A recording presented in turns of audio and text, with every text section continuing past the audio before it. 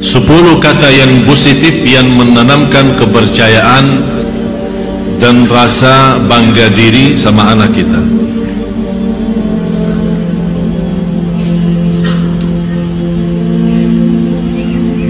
Yang pertama, aku sangat cinta kamu. Angkatlah kepalamu, kamu anak saya.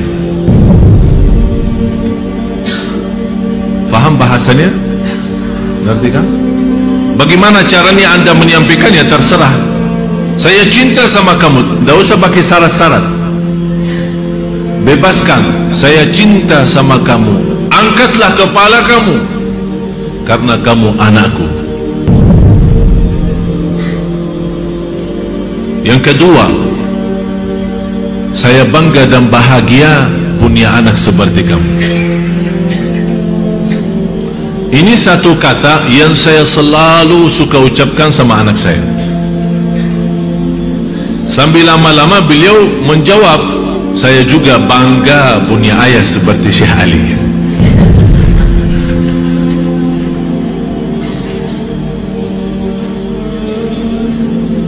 Atau bisa istilah lain, bahasa lain, lewat pertanyaan, kamu bangga punya mama ya? Seperti saya ya? Ya, aku juga bangga sayang punya anak seperti kamu. Rasulullah sallallahu alaihi wasallam saking cinta sama anaknya, apalagi Siti Fatimah radhiyallahu anha. Begitu Siti Fatimah habis main sama anak-anak kemudian pulang, Rasul lagi duduk di rumah sama istrinya. Begitu Siti Fatimah masuk dari pintu rumah, Rasul tidak pernah panggil, ayo sini sini sayang. Tapi Rasul sendiri berdiri dan lari Rasul di hadap anaknya dan memegang dan memeluk anaknya. Begitu cara Rasulullah membagikan rasa cinta. Jadi bukan suruh, sini sayangku, tidak. Tapi Rasul sendiri yang datangi kepada dia dan memeluk dia.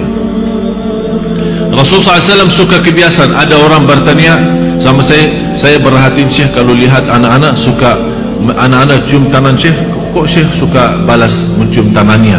Kenapa? Biasanya kami merasa kurang fantas, cukup anak aja yang cium, jangan Syekh yang balas mencium. Apa yang saya lakukan? Bukan saya melakukan riya, bukan saya melakukan karena mau tunjukkan apa, tapi saya berusaha mengikuti Rasul sallallahu alaihi wasallam. Karena Rasul melihat beberapa anak-anak, seorang laki-laki punya anak 11. Dia membawa anaknya, kemudian dia melihat Rasul bersama anak-anak lagi main. Rasul main sama anak-anak. Kemudian di antara anak sepertinya ada yang jatuh, Rasul membeluk dan mencium. Orang Badui, biasanya orang Badui dikenal sebagai mereka orang kasar ya.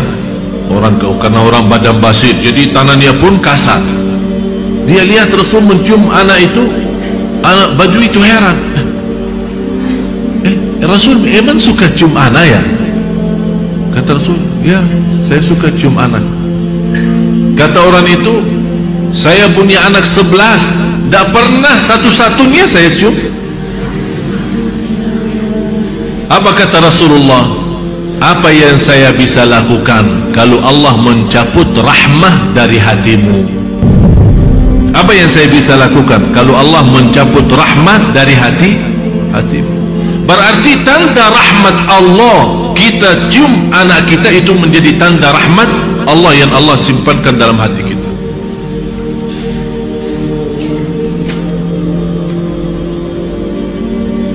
Salah satu pemain Rasul SAW sama anak, apalagi anak-anak kecil, Rasul memegang tangannya dan menyuruh anak berangkat atau berjalan dengan kakinya di atas kaki Rasul sampai ke ujung dada. Bisa gambarkan?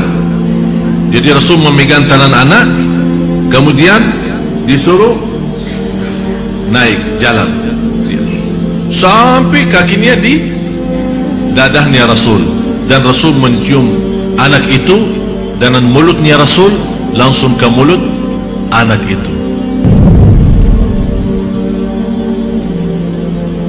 ada seorang dokter dari Kanada, ahli jiwa, berkata, dia belum tahu hadis ini, dia belum tahu Rasul suka begini. Dia berkata, salah satu cara mencerdaskan anak kita dan menanamkan kepercayaan saat kita bersenang berhiburan sama dia, cuba bawa cara ini, megang tangannya, tapi jangan yang umur 13 bisa ya, yang kecil lah, yang masih 2 tahun, 1 tahun setengah, ya 3 tahun lah masih. Dan tergantung anak kita, kalau yang besar badannya malah bisa kita angkat. Jadi sambil megang tangannya, kemudian dia naik di atas badan kita sambil berdiri, kemudian mencium bibirnya langsung. Kata seorang dokter dari Kanada itu, ini salah satu cara yang membantu cerdaskan otak anak kita dan memberikan kepercayaan diri yang luar biasa. Ditegur sama seorang ulama, hal ini sudah dikasih tahu oleh Rasul dan Rasul sudah berlaku. Dia bilang, mana buktinya? Dibawakan hadisnya, dia belajari, sebab hadis itu dia masuk Islam. Tak ada yang lebih romantis daripada Rasul. Sama istrinya paling romantis, sama anaknya yang paling kasih sayang. Bukan hanya anaknya sendiri, malah sama anak orang lain. Begitu luar biasa Rasul kasih sayang. Yang ketiga, kita puji anak kita dan tunjukkan kecerdasannya. Kamu cerdas sekali, kamu pintar. Biar kita merasa habis pulang dari sekolah, barangkali nilainya belum sesuai yang kita harapkan, nilainya agak kurang, kita sampaikan, kamu sebenarnya pintar, tapi dalam kesempatan ini barangkali belum sampai, tapi insya Allah di semester yang akan datang, kelas yang kedua, insya Allah akan lebih baik, karena saya tahu kamu pintar. Jadi tanamkan kepercayaan. Jangan kita nilainya cuma segini, pusing, stres, aku capek, bawakan guru, ini biaya. Apa yang akan terjadi? Akan menjadi lebih rendah daripada yang kita harapkan. Yang keempat, kamu cantik, kamu manis, kamu gagah, dan saya suka mendengar suara kamu.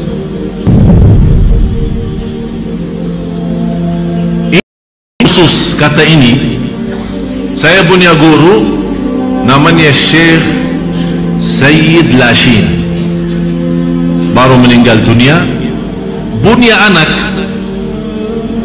hafal Al-Quran dalam usia 5 tahun.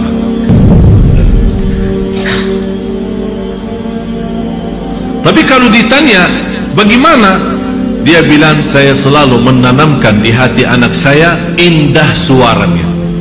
Jadi setiap dia duduk sama ayahnya belajar ngaji Al-Quran, dia setel kaset, dia bawakan tip kecil, terus setel kaset. Begitu selesai, dia serahkan kaset itu kepada anaknya untuk dia dengar sendiri. Anak itu sebagai anak kecil penasaran, sesuatu yang baru bagi dia, sesuatu yang aneh, tapi dia merasa ini suara saya dan itu indah luar biasa, sebagaimana kata ayah saya. Disitulah mulai dia menikmati baca, menikmati mendengar Al-Quran. Lama-lama tertanam rasa cinta Al-Quran. 5 tahun, dalam usia 5 tahun hafal 30 juz. Yang kelima, kamu seorang, dengan kehadiran kamu di dalam keluarga ini menambah banyak kebahagiaan. Dengan kehadiran kamu dalam keluarga kami ini, kamu menambah banyak kebahagiaan. Artinya kita tunjukkan berguna, ini berguna bagi kita sebagai keluarga, berguna bagi kita sebagai keluarga. Jangan kita berkata, kita merasa malah beban ada kamu di sini.